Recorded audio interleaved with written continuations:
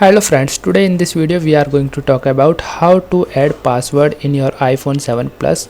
So let's get started. To add the password in your iPhone 7 Plus, you need to go your settings. Just tap on your setting. When you tap on it, a new interface will open on your screen just like this. Here you can see option of Touch ID and passcode. Just tap on it. When you tap on it, a new interface will open on your screen just like this.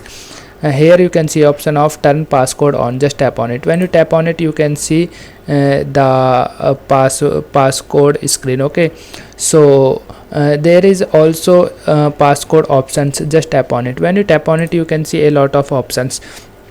Select as you type. If you want to make 4-digit numeric code, select 4-digit numeric code, which is at the bottom of the screen. And if you want to make a custom numeric code passcode, so tap on custom numeric code. Okay, when you tap on it, you need to write your password and confirm it by typing again. Okay, so that's all in this video. I hope you like this video. If you like this video, then please hit a like button. Thank you.